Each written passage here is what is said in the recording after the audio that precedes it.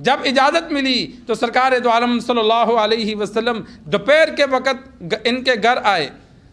امی عائشہ رضی اللہ تعالی عنہ فرماتی ہیں آپ صلی اللہ علیہ وسلم نے فرمایا کہ بندوں کو ہٹا دو، کہ یعنی کوئی غیر بندہ ہے تو راز کی بات ہے پتہ نہ چلے۔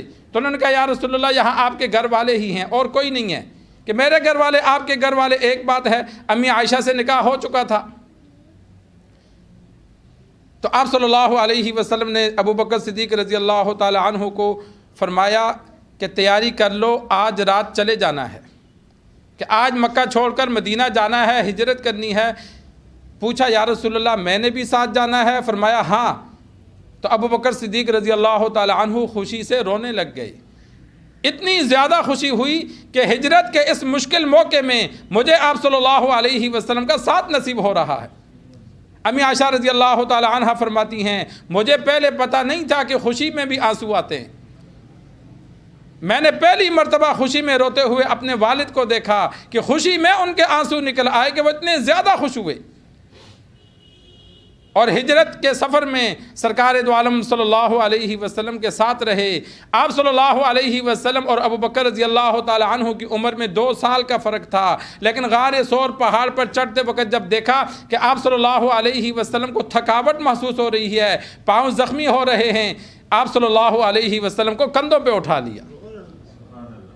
اس پہاڑ پر جس پر آج کل سیڑھیاں بن گئیں، راستے بن گئے، اس وقت وہ بیابان علاقہ تھا، صرف چرواہے بکریاں چرانے جاتے تھے، کوئی راستے نہیں بنے ہوئے تھے، کانٹے دار خاردار راستوں سے گزرنا تھا چھپنے کے لیے۔ تو ابو بکر صدیق رضی اللہ تعالی عنہ نے آپ صلی اللہ علیہ وسلم کو کندھوں پہ اٹھا کے اوپر لے گئے،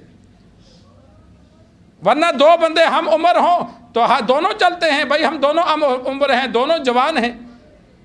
43 سال 53 سال کی عمر تھی تقریباً ہجرت کے وقت، 50 سال 13 سال مکہ میں رہے تو 53 سال کی عمر تھی، 51 سال ابو بکر رضی اللہ تعالی عنہ کی عمر تھی، دونوں تقریباً برابر کے تھے۔ لیکن اللہ نے ہمت دی، نبوت کا بوجھ کوئی اٹھاتا ہے، سرکار دو عالم صلی اللہ علیہ وسلم کو کندھوں پہ اٹھا کے غار ثور تک لے گئے۔ راستے میں جب چلتے کبھی آگے کبھی پیچھے، کبھی دائیں کبھی بائیں، آپ صلی اللہ علیہ وسلم نے پوچھا ابو بکر یہ کیا کر رہے ہو؟ کہا یا رسول اللہ جب دل میں خیال آتا ہے سامنے سے کوئی تیر نہ مار دے، دشمن کوئی چھپا نہ ہو، سامنے آ جاتا ہوں کہ مجھے لگے۔ دائیں طرف کا خیال آتا ہے دائیں طرف، بائیں طرف کا، پیچھے کا خیال آتا ہے تو پیچھے ہو جاتا ہوں کہ اگر کہیں سے کوئی دشمن چھپ کے دیکھ رہا ہو اور وار کرے تو مجھے لگے، آپ کو نہ لگے۔ 100 اونٹ مکہ والوں نے انعام رکھا تھا کہ زندہ مردہ سرکار دو عالم صلی اللہ علیہ وسلم کو جو پکڑے گا 100 اونٹ انعام دیں گے، تو انتہائی خطرہ تھا۔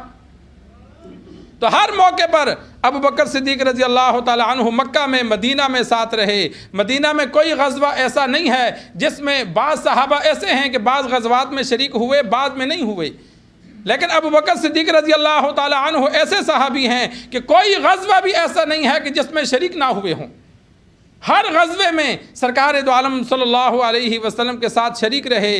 اور اگر آپ صلی اللہ علیہ وسلم مدینہ میں کسی جگہ کسی کام سے چلے جاتے تو پیچھے اگر ابو بکر رضی اللہ تعالی عنہ ہوتے تو امامت وہ کرواتے تھے۔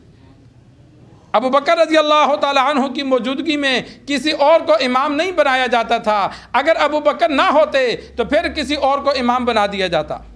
اگر ابو بکر رضی اللہ تعالی عنہ آپ صلی اللہ علیہ وسلم کے ساتھ گئے ہوتے تو پھر مدینہ والوں میں یا تو آپ صلی اللہ علیہ وسلم امام مقرر کر کے جاتے تھے یا صحابہ میں سے کوئی آگے نماز پڑھا لیتا، لیکن ابو بکر رضی اللہ تعالی عنہ موجود ہوتے تو ان کی موجودگی میں پھر کوئی اور آگے نہیں ہوتا تھا۔ تمام غزوات میں سرکار دو عالم صلی اللہ علیہ وسلم کے ساتھ رہے۔ صحابہ اسی وجہ سے فرماتے ہیں، عبداللہ بن عمر رضی اللہ تعالی عنہ فرماتے ہیں ہم آپ صلی اللہ علیہ وسلم کی موجودگی میں، آپ صلی اللہ علیہ وسلم کی حیات میں ہم صحابہ میں فضیلت ایسے بیان کرتے تھے، پہلا نمبر ابو بکر کا، دوسرا عمر کا، تیسرا عثمان کا، پھر ہم خاموش ہو جاتے، اس کے بعد کسی کی فضیلت کا ذکر نہ کرتے، کہ آپ صلی اللہ علیہ وسلم کے دور میں ایسا تھا۔